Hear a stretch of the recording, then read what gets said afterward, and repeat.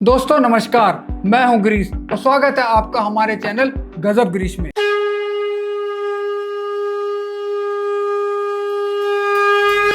सोचिए, एक माँ अपने बच्चे की जान बचाने के लिए किस हद तक जा सकती है, लेकिन क्या वो हद इतनी खतरनाक भी हो सकती है कि वो सीधे माफिया और अंडरवर्ल्ड के बीच जाकर खड़ी हो जाए। सबसे हैरानी की बात, ये महिला किसी गैंगस्टर की गर्लफ्रेंड नहीं है, बल्कि उनकी सबसे जरूरी पार्टनर बन जाती है। और उसका हथियार क्या है? एक बंदूक नहीं बॉस, एक पोचा, एक वाइपर और एक खतरनाक दिमाग। जी हाँ, आज हम बात करने वाले हैं एक ऐसी क्राइम थ्रिलर सीरीज की जिसका नाम है द क्लीनिंग लेडी। एक ऐसी कहानी जो आपको सीट से बांध कर रखेगी। तो कहानी है थोनी डी ला रोजा की, जो पेशे से एक डॉक्टर है, लेकिन अपने बीमार बच्चे के इलाज के लिए वो अमेरिका आ जाती है। अब हालात कुछ ऐसे बनते हैं कि उसे वहाँ एक क्लीनिंग लेडी यानी महिला सफाई कर्मचारी का काम करना पड़ता है। लेकिन किस्मत का खेल देखिए बॉस, एक रात वो एक बहुत बड़े गैंगस्टर के हाथों होने वाले मर्डर की गवाह बन जाती है। अब अमूमन विलेन क्या करते हैं? गवाह को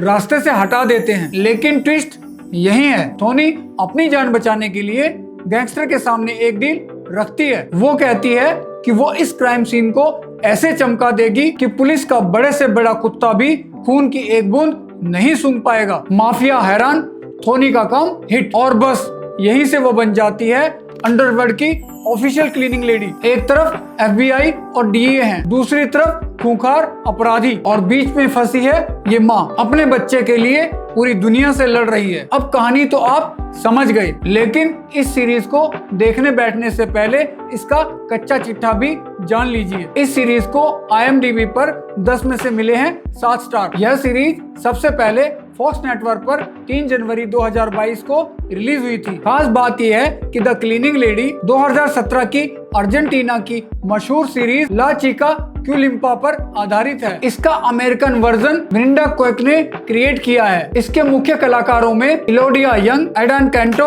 ओलिवर हुडसन और मार्था मिलन नजर आती हैं। अब तक इसके 4 सीजन रिलीज हो चुके हैं, जिनमें कुल 46 एपिसोड्स हैं। हर एपिसोड लगभग 45 मिनट का है, यानी पूरे शो का रन टाइम लगभग 34 घंटे का है। अब आते हैं उस बात पर जो इस सीरीज को अल्टीमेट लेवल पर ले जाती है। आखिर इसका सीजन 3 और सीजन 4 इतने खास क्यों हैं? पहले 2 सीजन में तो थोनी सिर्फ अपनी जान बचाती है, लेकिन असली तबाही शुरू होती है सीजन 3 से। सीजन 3 में आता है पूरी सीरीज का सबसे बड़ा और सबसे भावुक झटका, जब थोनी को बचाने की कोशिश करते हुए अरमान की गाड़ी खाई में गिर जाती है और इस हादसे में उसकी मौत हो जाती है। अब थोनी पड़ जाती है पूरी तरह अकेली, और एंट्री होती है नए कार्टेल बॉसेस की, जो पहले वालों से ज्यादा खूंखार और बेरहम हैं। यहाँ थोनी को सिर्फ सफाई नहीं करनी पड़ती, बल्कि खुद को जिंदा रखने के लिए सिंडिकेट के अंदर एक गंदा खेल खेलना पड़ता है। और सीजन 4 में तो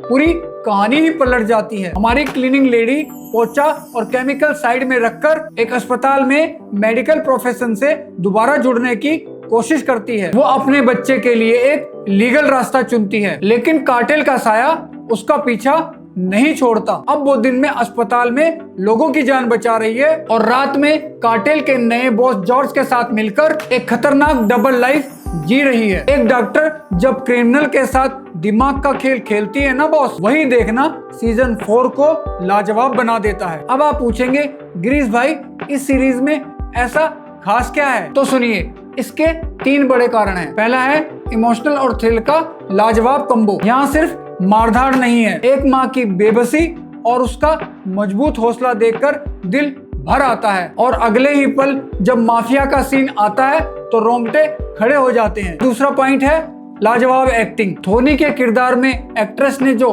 काम किया है वो सीधा दिल में उतर जाता है। वहीं गैंगस्टर अरमान का स्वैग देखकर आप भी कहेंगे बॉस हो तो ऐसा। और तीसरा कारण है कमाल के ट्विस्ट। हर एपिसोड के एंड में ऐसा मोड़ आता है कि आप तुरंत अगला एपिसोड प्ले करने पर मजबूर हो जाएंगे। बिंज वॉच करने के लिए एकदम परफेक्ट है। अब देखो यार, तारीफ तो अपनी जगह पर है, लेकिन आपका भाई सच बोलने से पीछे नहीं हटेगा। सीरीज का पहला सीजन तो एकदम रॉकेट की तरह भागता है, लेकिन दूसरा सीजन आने पर कहानी थोड़ी खिंची हुई सी महसूस होती है। कुछ जगह पर तो ऐसा लगता है कि जैसे FBI को कुछ ज्यादा ही भोंदू दिखा दिया गया है। लेकिन अगर आप इन छोटी मोटी कमियों को भूल जाएं तो ये एक प्योर पैसा वसूल राइड है। तो फाइनल वर्डिक्ट क्या है? द क्लीनिंग लेडी को मेरी तरफ से मिलते हैं 10 में से 7 स्टार्स, क्योंकि कहानी शानदार है, एक्टिंग दमदार है, लेकिन कुछ सीजन में पेस थोड़ा स्लो पड़ जाता है। अगर आपको क्राइम ड्रामा और थ्रिलर पसंद है तो वीकेंड पर नेटफ्लिक्स खोलकर